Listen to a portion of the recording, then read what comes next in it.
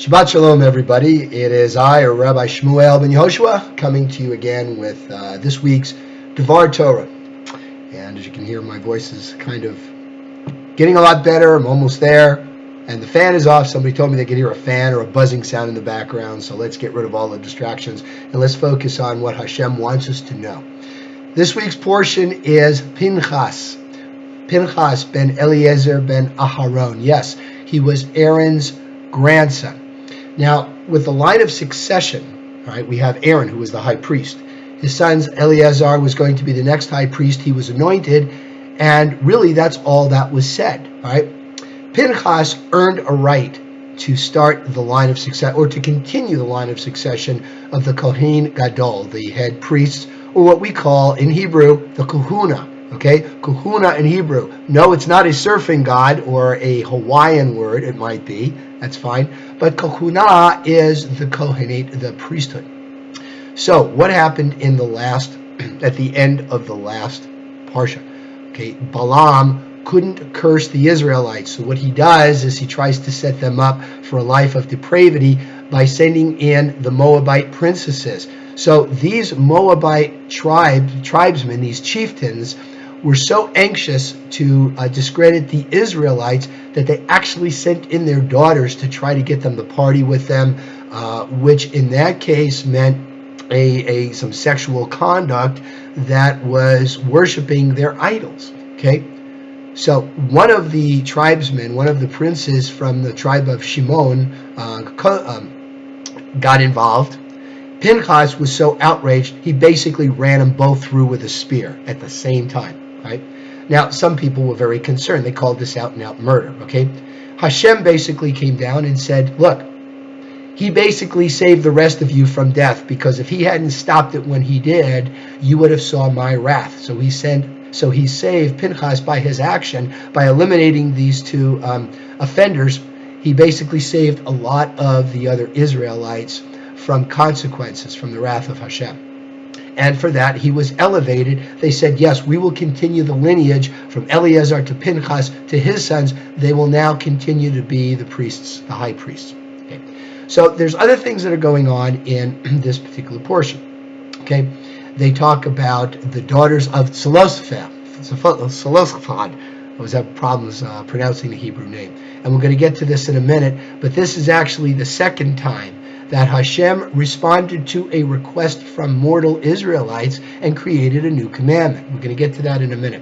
Finally, the portion ends talking about the Mussaf service. So, what is the Mussaf service? Well, we know from Saturday afternoon that the Mussaf is the Amida that we do after the Torah service. And Mussaf actually means additional. It is the additional service. So this reflects the additional sacrifice that was done on Shabbat, because it was Shabbat. It was an extra sacrifice, extra in terms of what they did during the day, during the regular weekdays.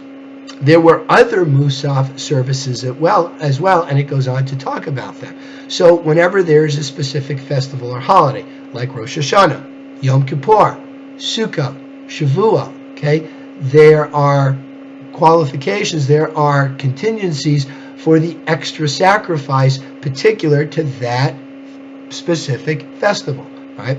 Now, for Sukkot, it's very interesting because there's a lot of bull sacrifice and offerings, and at the end of the 8 days, it actually adds up to about 70 different sacrifices, 70 different sacrifices meant to represent the 70 original nations. So in a sense, the Israelites were making sacrifices on behalf not only of themselves, but of all the other nations. And of course, we continue in a sense to do that today. We consider ourselves God's chosen people, not just because God chose us, but because we willingly accepted it and we chose God. So it's a relationship. It is a relationship. It's two ways. God accepts us, we accepted Hashem. So let's get back to the daughters of Zelophahad. Now, it starts out by the daughters. There were 5 daughters of Zelophahad. They approached Moshe Rabbeinu, and they said, we don't think it's fair that because we're females, because we're women, that our father died of his own sins without any sons. We theoretically, according to to the commandments that are present now, the laws of the Torah, we don't get any inheritance. Therefore, any man that marries us, even if they're from another tribe, okay, they would get, the inheritance would start going out of our family into their families, right? And how is that fair? Now, who is Zelophahad? Let's get back to that. A couple of portions ago, we are introduced to a nameless person who was out collecting wood on Shabbat. Now, the understanding, and remember, okay, we don't accept verses as they are. We look deep into them, okay? So the man was put to death for his violation of Shabbat. But we need to understand that he wasn't just killed because he was collecting wood for Shabbat, okay? In order for the death penalty for capital punishment to take hold in Judaism, you have to have two witnesses who not only observed the individual denigrating the commandments, and very severe commandments, not just any commandment. Okay, this was severe. This was Shabbat, very, very important commandment, very important ritual that we observe. But they have to observe them, not just going against the commandment, but also the fact that they were warned first. People said, don't collect the wood. This is Shabbat. You should be resting. You should be spiritually meditating or praying or doing whatever, right? But the person obviously disregarded that, and he went out and collected the wood. The people saw him. They testified that, yes, he was warned, and they put him to death. Now, the person is not named. In the Eitz Chaim, that is the new Chumash of the conservative movement, they mention that Rabbi Akiva, my old buddy, mentioned that was Zelophahad. Now, some of the sages get on his case. They admonish him. They say, if Hashem wanted the man to remain nameless, why was it that you outed him? Okay, why did you outed him? And by outing him, you're humiliating him. Okay, well, that's the way our religion goes. That's who our people are. You know, you do something, people get on your case. What can I tell you? So, and the other way that we recognize that was Zelophahad is because things follow a flow in the Torah.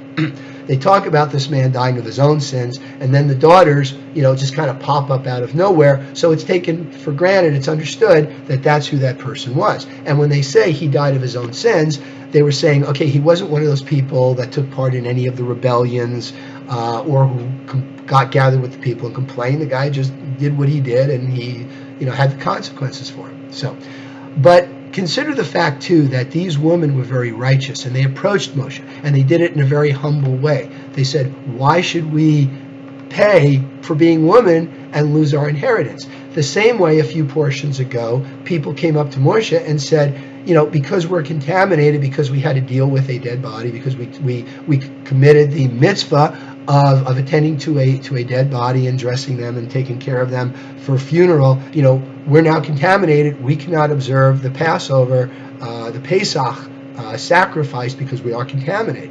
So that was the beginning. That was the start of the institution of Pesach Sheni, the second Passover, which was a month later to allow people that for some reason couldn't partake in the Pesach sacrifice. Now they had an opportunity. So Moshe went to Hashem, and Hashem said, the daughters of Zelophahad speak true. What a great compliment to mortals, especially to women. Okay, for Hashem to say, yes, they speak right. So basically, here's the new rules of inheritance. If a man dies without heirs, it goes to the daughters, then it goes to the man's brother, etc., etc. It's laid out in the Torah as to the succession of heirs that would get the person's goods, their service, their inheritance, okay, their assets. So in this way, Judaism stands out as being a very egalitarian system, right? If you don't have sons, your daughters get it.